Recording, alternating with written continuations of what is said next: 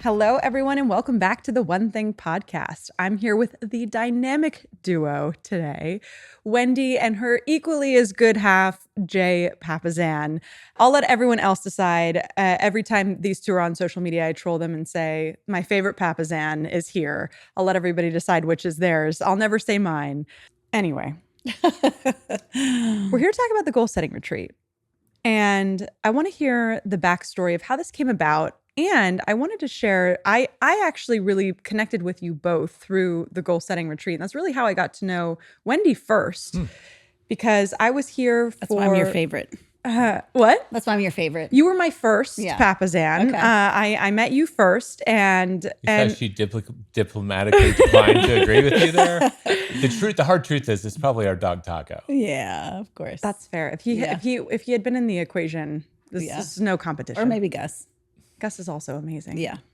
And you and I met many years ago now, and I was a young spry coming up in the real estate world, and met you through a charity that you're part of called KW Next Gen that teaches young entrepreneurs and young adults how to build life skills, build career skills, and to go and achieve their dreams. And I was a student there, and I met you through that. And I asked you, we had gotten on the subject in that training about relationships. And I very openly came to you and shared that I was recently married at the time.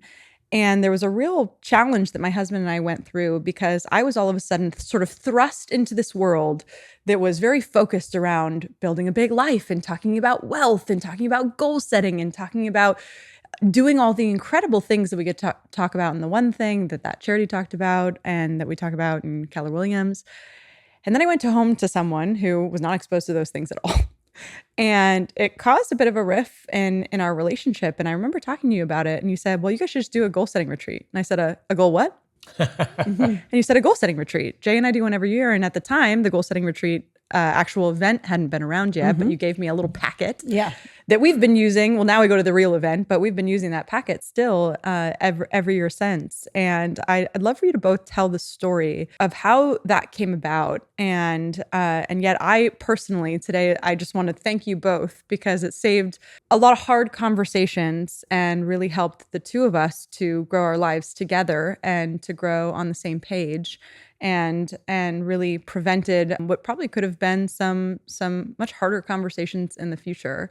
And so I can give my personal testament to how impactful this has been. And I think a lot of times when people hear us talk about a couple's goal setting retreat, it feels contrary to what they would think when we talk about goal setting, which is usually around business. And yet this is so much more than that. And I'd love for you both to tell the story of how it came about. Well, Wendy gets the credit. All right, so she's the inventor of the original goal setting retreat. I went back and tracked down the date. So I think it was in 2006. So this year when we do ours, it'll be the 19th. Wow. So we'll have to figure out we'll have to go somewhere really fun to do our goal setting retreat. I say, what do you do on the 20th? Yeah. That's a big deal. 20 years of setting goals together. I think Grand Prix Monaco, maybe. Let's go do something exotic and fun. I love it. Yeah. I'm up for that. All right, so you came up with this idea. Yeah, so our kids were really little. So our kids are just over a year apart. And, they were probably 2 and 3, I guess, at the time. And I had quit my job. So I was feeling a little lost about where I wanted to go. And so I think for me, we're both pretty strategic. So I think for me, it was really just, hey, babe, let's get away. And while we get away, let's be intentional about it. Let's use our time wisely. And so I created this framework for us, which was a 2-day retreat where we got out of our house and we answered a lot of questions. And the questions encompassed every aspect of our life. So we talked about what are our financial goals, but what are our goals for our marriage? What are our goals for our young children? Do we want to put them in private school someday? How's our sex life? Just all these things that you don't normally have the time to talk about, especially when you've got 2 very, very young children at home. And, it was a pretty good success. So we went away. Is that when we went down to Wimberley? We went to that was little rental the first cabin? one. Yeah, we spent like a little cabin by the river.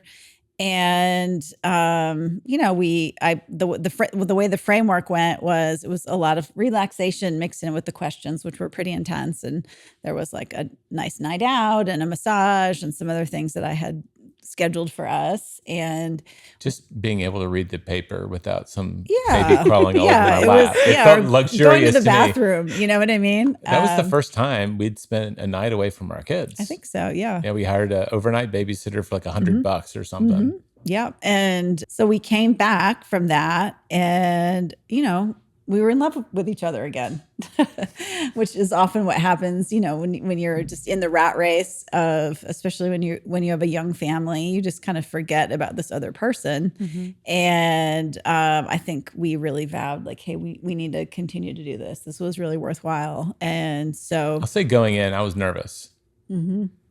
Like, we need to get away. We need to talk about a relationship. Like, The we need to talk conversations, I never know, a good one. I Never a know. good one. When you get home, we're going to have a conversation kind of thing. And it wasn't ominous, but I was nervous. Yeah. Right? Because some of the questions were very uncomfortable. yeah. And Well, I think I was nervous too, if I'm honest. Yeah. you never appear nervous. You When I seem got so your good guys' to go. PDF, I was nervous. It's Okay. it's a little nerve-wracking. Yeah. Well, I think what's so powerful about doing it with a partner, and we're going to talk about what it evolved into, but originally started as a couples goal setting Yes. retreat from you both doing it. But I think it's really nerve wracking doing it with a partner because most people just never have those conversations, and we don't learn how to have those conversations. I don't know about everyone listening, but I was never taught to pull out a document and say, how's our sex life to you? And to have a lot of these pre-planned conversations. And yet those are the things that, knowing you two as long as I have, I don't think there's been a day I've ever seen you out of love, but perhaps when you got back, you liked each other again. Yes. And I think that's what causes us to fall in and out of like, and perhaps for some, eventually out of love in a relationship. Absolutely. I think the secret sauce, and I think Wendy was doing it. I don't know, like, I'm just imagining us getting away made the work more appealing. But I actually think the space that is created by the retreat, like just having the questions and asking them, you actually have to have space. So like you made it 2 days. We got away, we had dinner. We use the night before to kind of like, what do we hope to get out of this? Then we hit the ground running the next day and we cover a lot of ground. But like having this space, especially if you're in the trenches like we were with 2 kids under 2 or under 3 at that point, like you just don't have space to, like, you don't feel like you have any space for yourself, much less for the partnership. Yeah. So it creates space where you need it to just have room to think and have the conversations that you're not having. So, I mean, the questions are fantastic and they've gotten better over 19 years. But I think the space was like the thing that just was so unexpectedly nice for us just to have space to be together and to listen to each other. Yeah. Yeah, it's huge. Yeah. Yeah, most of us don't have any thinking time. And so to actually devote thinking time with your partner, and you guys hopefully come out of it getting somewhat on the same page, it's the most powerful. I feel like it's our most powerful habit, and it's what sets the stage for everything else that we do. Yeah, absolutely. I agree with that statement. Why do you both think it's such commonplace? No one bats an eye when we talk about setting goals for financial goals or fitness goals or business goals. But I've seen y'all introduce the couples goal setting retreat or the document before, and when you first introduced it to me, it just feels odd. Why do you think that is? It makes all the sense in the world when you do it, but when you're first introduced to it, it's like, I've never really thought about doing that before. Why is that? I think you're bringing formality to things that aren't used to having formality. Like executives everywhere and for a long time have gone on resorts to retreat away from the business to get perspective and clarity and space to plan the next stage of growth. It works for business. It just like, it feels weird to be so formal about it in the other areas of your life, but it's not broke, right? And I haven't seen a better method for bringing that level of clarity and alignment to those questions. I love that. And if I can add to that, I think that a lot of times we feel like our personal relationships, we don't have to work at them. It's just going to happen automatically.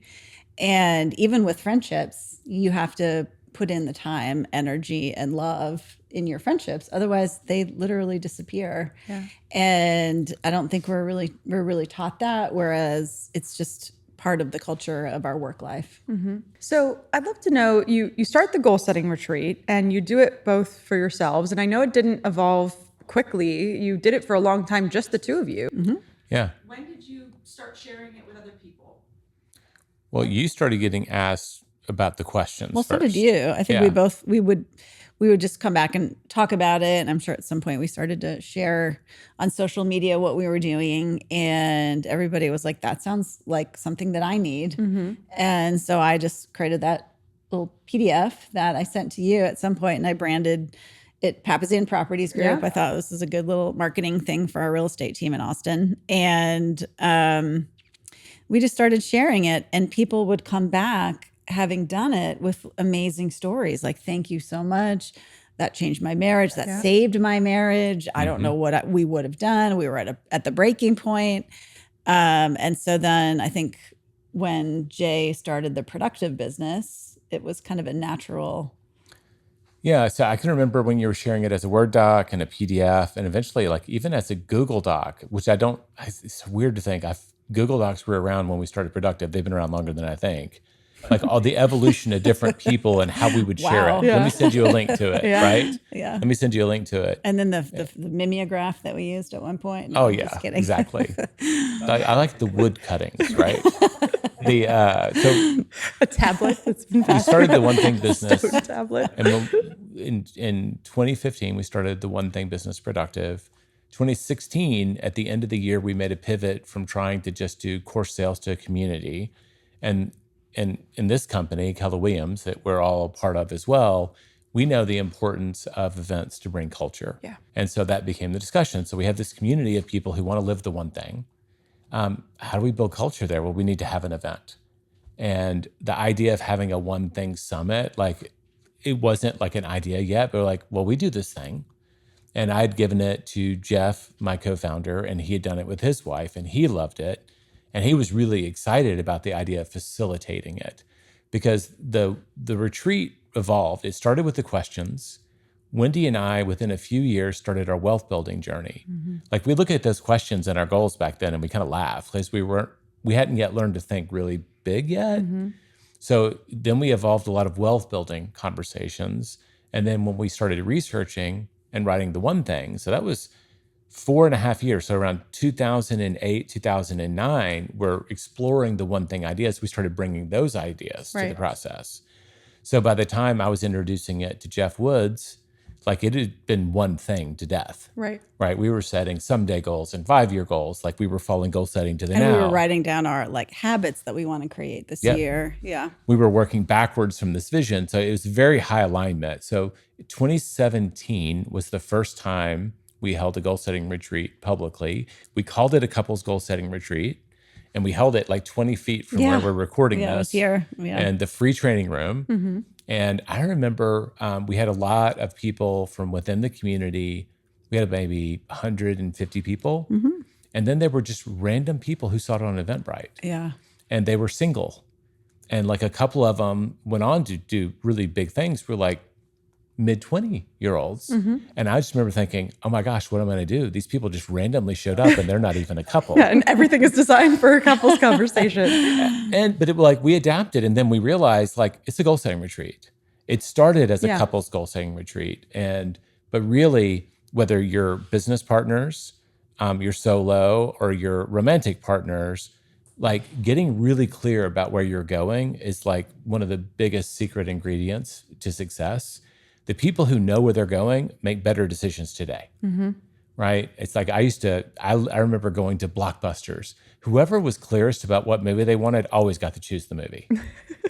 So clarity just wins. So Like, Wendy always chose the movie. well, movies was me because I had strong opinions. Wendy got to choose what was probably we were going to eat or whatever. Like she was much better as a chef than I was.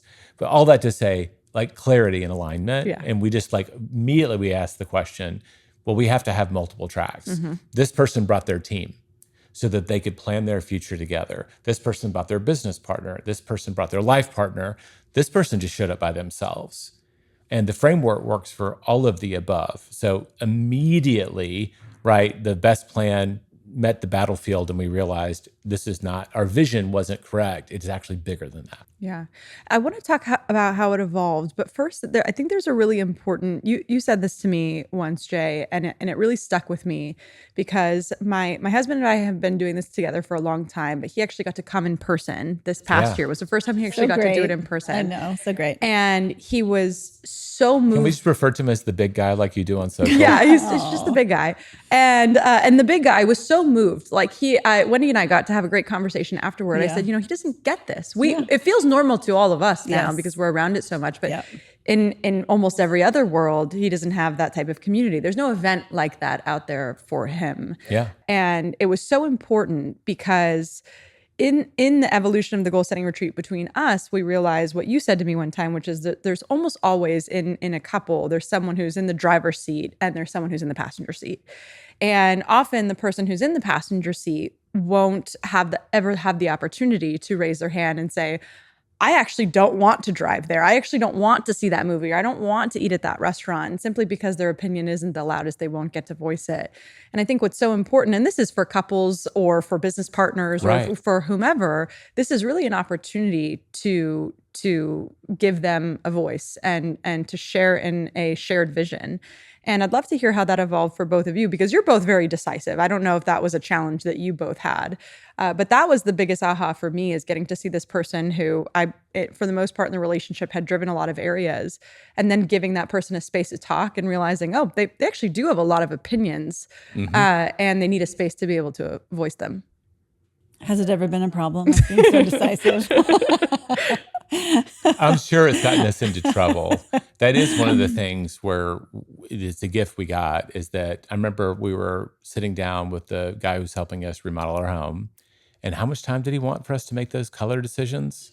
Oh, yeah. We were meeting with our interior designer. Yeah. And he said, first of all, you guys need to meet separately because couples always have wildly different ideas of what they want. And we were like, no, we're usually pretty on the same page. So we're lucky that way.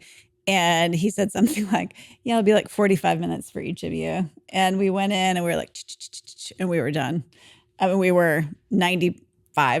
And this guy had decades of experience of doing this. And he was just kind of like, what? What do I do with you? So that is a gift. But I would say that also evolved over time. Yeah. So I would say that we both have grown in our leadership, in our decision making, in our ability to be strategic, in our ability to be good goal setters. I would say that we both started out somewhat strategic, and that's a muscle that you can develop over time. I hear a lot of people say, like, I'm not a goal setter. That's not for me. I don't feel comfortable doing it. And I would tell you that goal setting is a muscle that you can grow over time. And one way to do that is to do this goal setting retreat. Yeah. I just had an aha about that color matching. Yeah. Maybe one of the reasons that I think we have gotten more decisive together is because we've now 18 times, we've done a major investment in getting clear about where we both want to go and navigating how do we make both of our outcomes mostly happen.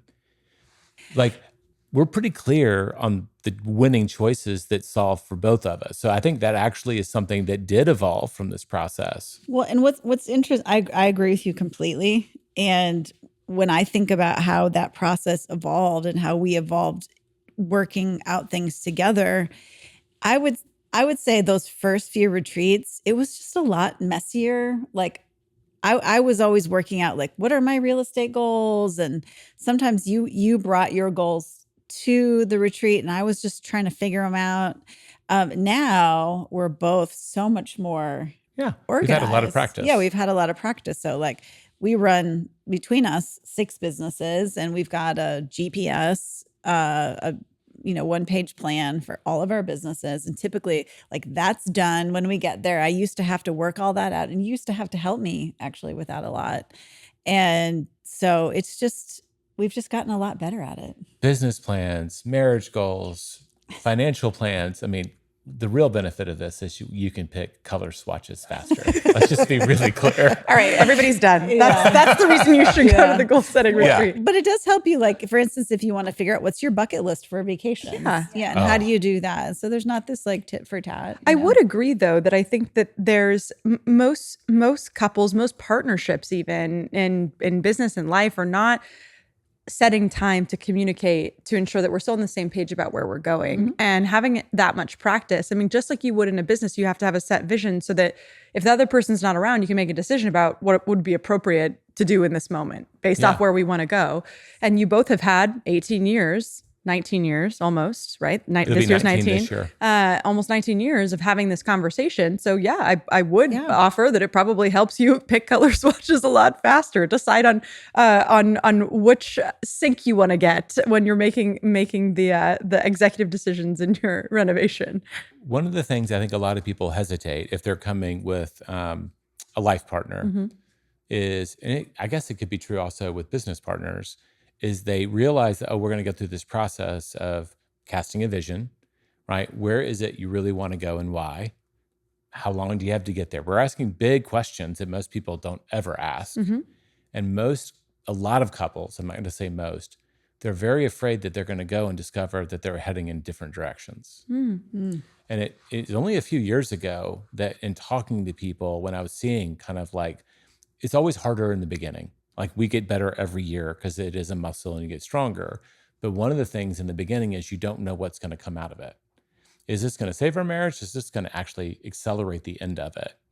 But I believe, and this is what we've observed and in talking to, gosh, we've now probably into the thousands of people that we've helped with this, that it's only by communicating that you're heading in a new direction and why, that the other half, whether it be a love partner or a business partner, has the choice and the ability to accommodate that.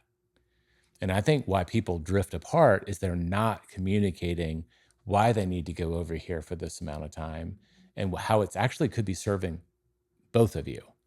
And this provides that space. And I think that when people kind of finally hear that, it becomes a great relief. So I can fully express what I want from my life.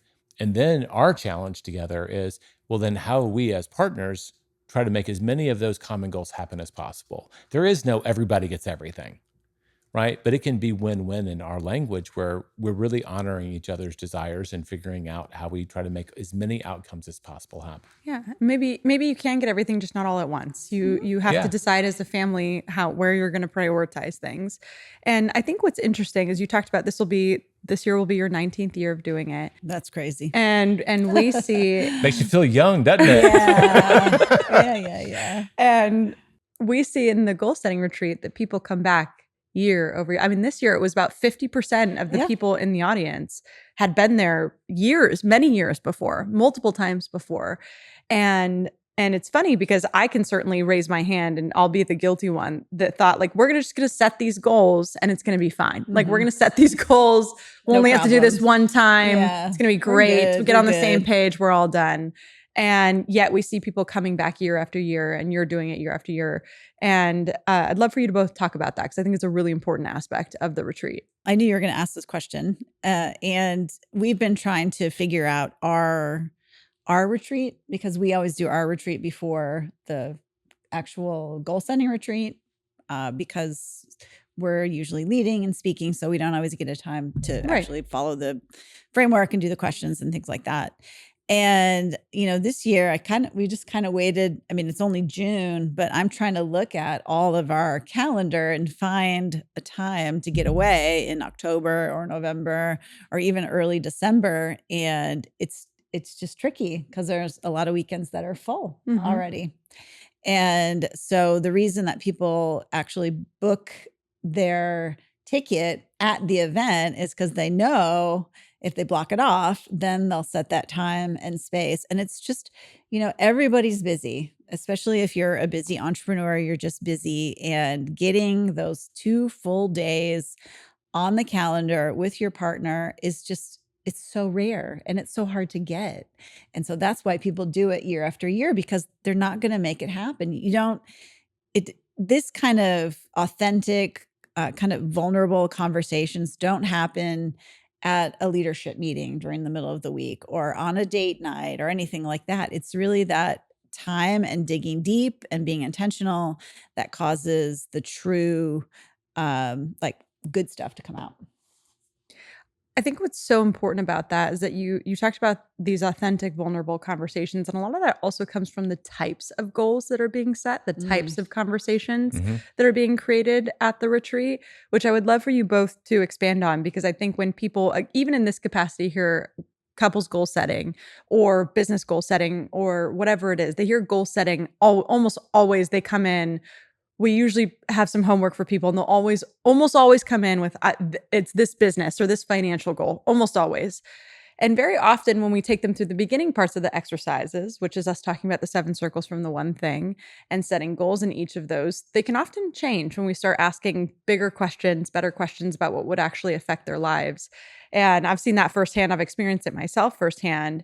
And I know that that was the first time anyone asked me to set a spiritual goal for my life. And I think that those conversations are so important. And I'd love for you both to talk about how those came up and also how they've evolved in the goal setting retreat. Sure. I also just want to validate, like, it's funny, like Wendy's answer about why people come back is what I thought was, looking back, the biggest gift of the first one. Mhm. It's just the space to have the conversations. It Yeah. doesn't happen naturally. Yeah. So the different areas, every year that we go, because I think we're both a little entrepreneurial and creative, I think we're always trying to make it just a little better. And we're also at a different place. Like, I can remember the first time we read the questions, and like we weren't really addressing empty nesters while we were starting to ask that question of ourselves. Well, what about aging parents? Like, as our questions have changed, so have the materials, Right. because we've been able to bring new experience to it. It's also, there is one year that we didn't even do it in the right calendar year. We did it in January because we Mhm. were so Yeah, we just busy. couldn't do it. We just But couldn't fit it we in. did a little preliminary work. But the reality is, but I love doing it beforehand Mhm. because it's just that extra repetition, and we get to look at it again and go, what are we doing better than we used to? And how can we share this with the other individuals that show up? And so, writing the one thing, well, we should set goals in all of these 7 areas. We can use this framework, like, why reinvent the wheel, but we can add to it and make it deeper and better. So that's how I think a lot of it has evolved. It's just making it a little bit better each year. Yeah, and it doesn't have to be a perfect thing, and I would say that I'm always kind of the instigator. So Jay will be like reading the paper or doing something. I'm like, "All right, it's time to start the questions. Let's go. Let's go." He's like, "No, let's just do this a little bit more. I do this a little bit more." And that's just there's always going to be like maybe one person like Yeah. that and one person who's the other way, and that's totally That was fine. super true in the beginning. Just Yeah. because, like, I love to dawdle in the morning. That's like my thinking time. That's my free time. And she's like, let's walk the dog. Let's walk the dog. Let's walk the dog. If you wonder about whether we both move fast, I know which one moves faster. But I do think that it's important. We both now know that, like, we have to make a lot of progress that second day. Like, you show up, you kind of get your mind right. That next morning and day, which is the heart of the goal setting Yes, so that's retreat, the real Yeah, work that's that the that's where you day. work. lay the foundation. And then there's a lot of stuff that you can kind of knock out in bits and pieces after. Mhm. Well, I think to both of your point, that's the theme that keeps coming up. That everybody who comes to this is everybody is a busy person. People are leaving behind kids and animals and aging parents and all the responsibilities. And it's just so easy to come up with all the reasons you can't make time for this. It's Hmm. just so simple to say I don't have time for it this year, and then yet you're going into the following year without a plan. And people come to the goal setting retreat for all different reasons, whether it's for their business or their finances or their health or their relationship, and typically walk out with a lot of clarity on all of those things or Hmm. the things maybe even that they didn't expect because it's the first time they've been asked about it. Right. Who isn't the goal setting retreat right for? Like who shouldn't come? I think a lot of people think of events, like, especially with the business air, like, this is a chance for me to go networking. This Mhm. is a business development opportunity. I'm not saying that that doesn't happen. Like, we even have played a matchmaking game. I think a lot of people are there because they don't have a lot of people who are trying to get this clear about their future in their normal lives. And so to hang out with people and learn from is a big deal. I don't think it's like a traditional, like, let's do networking and I'm a salesperson, I should go and bulk up my contacts. I think that's probably the wrong reason to go, and you won't be happy with the outcome. Mhm. It is interesting though, not related to networking, but another thing that I see come up in the in-person events is that people come for setting their own goals or setting their family's goals or their partnerships goals, whatever it may be. And they if we ask them what they love the most, so many people will point to the community while I was here. Yeah. And having the environment of goal setting, yes, but also the other people doing it. Why do you think that is? They learn from each other. Mhm. They learn from each other. So we did an on-demand version of it because we wanted people who couldn't make the trip to be able to do it. And the number one piece of feedback is like they love the process. What they missed was hearing people stand up and share their examples Mhm. because someone's very specific answer about how they're going to master underwater weaving or whatever it is, like their thing. They've got their one thing that's out there. I'm going to make the best cat video that ever was on TikTok. Unlock something for them. Like it provides lots Yeah. and lots of on the ground examples. And I think people come together once they relax into it. Like it tends to be a very sharing, supportive community because everybody's in that same internal space. They're going very internal, trying to be very honest. And it just kind of naturally creates a pretty supportive place. Yeah, and it's a safe space. It's a really safe space where people can come and think bigger. And for a lot of people, they're not able to have these kind of conversations at home. So I know like for me, for many years, I was just starving for conversations like this. And, especially when you're a young mom and you're at the playground and it's not like you can turn to the mom sitting next to you and be like, hey, let's talk about your net worth or like, what are Well, you your can, but financial you might goals? lose some park friends pretty Yeah, yeah, fast. yeah, yeah. So it's just a safe space for that. And the way the goal setting retreat is set up is designed for that safety. So you can come and think as big as you want, and no one's gonna, tell you that you're crazy or your idea is wild. And I know for me, multiple times I've just been sitting there as a participant in the audience, listening to some of the comments and been like, wow, that elevated my Really thinking. insightful. Yeah. Yeah. Thank you so much for that. Thank you Mhm. so much for that. And so that's one of the benefits of it too. I think that's the benefit of going back year after year too, because Mhm. as you evolve, to both of your point, as you both have evolved, the questions have evolved. You've been able to help the people in the audience think differently, Well, a think lot of your bigger. friends are there, Yeah. Yeah. And A lot of your friends are also there. your interpretation of it evolves as you hear other people ask questions or have ahas because you're always in your frame of thinking and you have to have a space where you can get out of that. Yeah. Yeah. For Well, that's sure. like it's huge. I mean, I do believe like even if you can't come to the actual event, if you're gonna do the retreat, you need to get out of your habitat. Mhm. It's just too easy to start doing the dishes or the laundry or like you gotta give yourself enough space to have the thinking time to do a little dreaming too. Like that is like I just keep coming back to the space this creates for people to really go through the full process. You know how a lot of people you say, what's the biggest challenge with your business? They're going to throw an answer at you. Mhm. What's the biggest challenge with your job? What's the biggest challenge with marriage? But unless you're patient and ask the question the right way 3 or 4 times, they won't get to the core issue. Yeah. They'll just start naming symptom, symptom, symptom, symptom, symptom, and they will go fix the symptoms and then they'll get brand new ones the next year. And I think this allows people the emotional and psychological safety just for themselves to go explore those places Mhm. and feel like it's a victory when they go, that's it. That's the thing that Yeah. needs fixing. Well, it's also a very supportive environment too. There's coaches there. One thing coaches, there's one thing trainers. You're both there.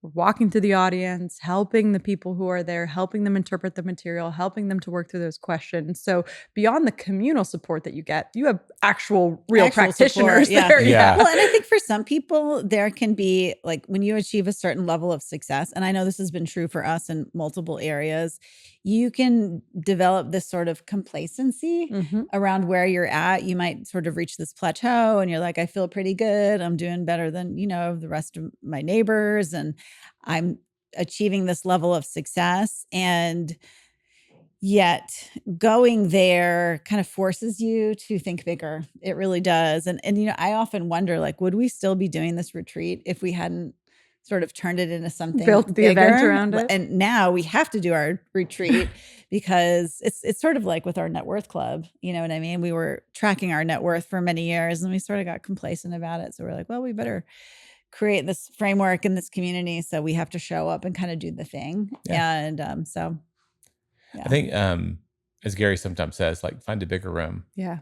A lot of times when you're stuck or in the doldrums, you're just not in a big enough room. And like, if you get in a big enough room, there is someone there that will expand your thinking.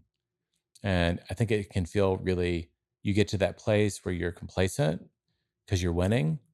It's because you've allowed yourself to kind of be in a place where you're the big fish or whatever. Yep. But you realize, like, if you just are willing to get a little uncomfortable again, go to the bigger room, you realize, wow, you have so much more potential. And I'm not talking about the idea that there's not enough. I want people to know, it's one of the things we coach people on, where is the winning line? What is enough for you? But you should never stop growing. So always looking for a bigger room that'll force you to grow is just a great habit. Yeah, you can be happy where you are and still strive to evolve beyond that. Yes. I'm going to break the rules since I have both of you here, since I have my favorite Papasan here. We've established who it's not. It's not either of you. You brought Taco into the mix, so he's obviously the one. Yes. And so I get to break the rules a little bit today. I'm going to ask you both at the end of this podcast. We always ask, what's the one thing you would want to leave a listener with? Somebody who's listening to this podcast, or perhaps someone who's thinking about going to the goal setting retreat, or saying this sounds like an environment I could be excited about. What would you say? Ladies first. Oh, I see. Favorite Papasan first. Oh, you're sweet. Well, you're my favorite. I'm going to create a poll for you guys on social Oh, media. gosh, no. She Well, will win. I mean, I'm just excited to go this year because, first of all, my Her Best Life Empire Circle is going to be there. So that's super exciting. And I have so many of my friends and colleagues who'll be coming in and experiencing the goal setting retreat for the first time. And I just would say, of all the things that we said today, it's also just fun to go. It can be a little bit intense, but there is a couple of happy hours that's really fun, and some of the exercises they're just fun and interesting. So sometimes I feel like when we talk about goal setting, it can be heavy, and so I just want to remind everyone that it does end up to be really fun too. Yeah, we make it fun. Yeah. Oh gosh. Now I have to fight the fun answer. I love it. You Not said a all of your competition. friends are there. What I Yeah. like is that a lot of the people that are there have become friends. Yeah. Mm-hmm. And that's like a whole different angle on it. Shoes, who even worked in our company before he Mhm. retired, I think they've attended more than any other couple. Mm. I think he's been to Yeah. 6 or so of the 7. I can't remember how many it worked out. But then over time, like, because you're helping them with their goals, like, you get to know some really cool people. So I do think that, even though I said it's not for someone who's there to be the aggressive networker per se, not for like the sales angle, like, I do love the relationships you build. Yeah. Well, you also Like, get to many of the see- people who are in our company now, I got to know at these events. Mm-hmm. Well, and you also get to see their evolution Year over I think year, is- yeah. which It's I really think cool. is really cool. You get to watch these, either their business partners or their couples or people coming solo. Or a lot of times we see people come solo one year and then they bring their business partner or their sort of romantic partner the next year, which I think is kind of cool. But you get to watch their evolution too. And, maybe you're not involved in their day-to-day life. So they show up and they Mhm. show up and they're a different person than they were last year, which Yeah. is amazing. Yeah. Well, Jeff's story, like, that's one of my favorites. Like, Mhm. we get to live, and we've all worked in communities that are big, like, surrounded by big thinkers. Yeah. Like, that was the gift I got, almost 24 years ago when I started working with Gary, as I got into a big room. But then you look up, and I do know so many people, like, they're in this world and they're thinking big and they're goal setting. And the person they love the most, like, it feels risky and scary. Yeah. Like, I love it when those people get introduced and get to see it firsthand and experience it. Like, I love that breakthrough where now there's that person who is kind of being drug along. Yeah. There's always the reluctant partner that shows up at this event. I can spot them from the stage. Reluctant partner, Yeah. like, all of them. because they were the person who was convinced to come. And then by day 2, it's a very different thing. Right. They're no longer reluctant. Yeah. Yeah. Well, and we sponsored quite a few people in our world last year. I had several people from my real estate team here in Austin who were able to join us, and they came with their partners. And what a gift, that I yeah. gave them. Like, it's an unforgettable gift for a leader to give to someone, a younger person on their team, and just so powerful. And I know you've done that as well. Yeah. And so cool to both your point to watch. We all know each other really well, but y'all don't know my partner really well, who is the most important person in my life. Yeah. You know Yeah. him through me. Yeah. But getting to expose that person not only to the world that you're a part of, but also to these other people that you've had the opportunity to grow with and talk with and be in community with is also really cool.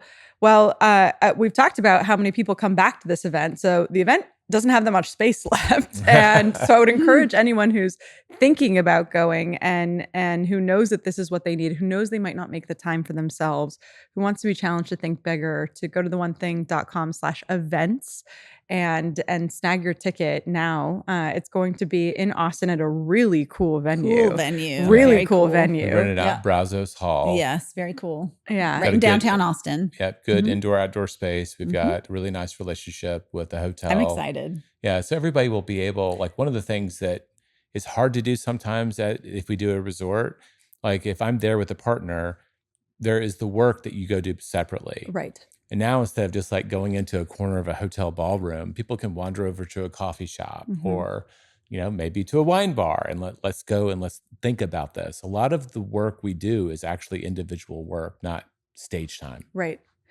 And it's going to be so powerful for those people who, again, we talked about the people who come back, but probably the most fun thing, the most exciting thing is to get to experience the people who've never been there before. Yeah. Who just have their mind expanded. The newbies. Yes, the newbies. Yeah, exactly. Who mind blown emoji. I would say that is just a shout out. I'm not sure if Kelsey's listening to the podcast, but she's a young agent on my team, and her husband came, and he was so wiped out at the event, at the end of the event. Took a very long nap afterwards. I mean, it was amazing. And actually it really changed where he was going. So I hope they come back again this year, but just, I guess, what are we, like 7 months from the last one? He had a complete shift in his career. He pivoted, went in another direction, and now is making more money, loves his job, is so happy.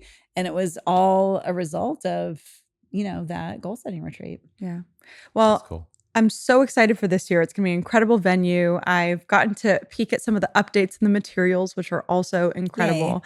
And I'm so looking forward to everyone getting the opportunity to experience this life-changing event once again. I want to tell you both from me and my family personally, thank you for continuing to put this on. Thank you for being the masterminds behind this. I know I am internally grateful, and so are the hundreds of people who get to experience this every single year. We'll drop the link to attend the event in the show notes.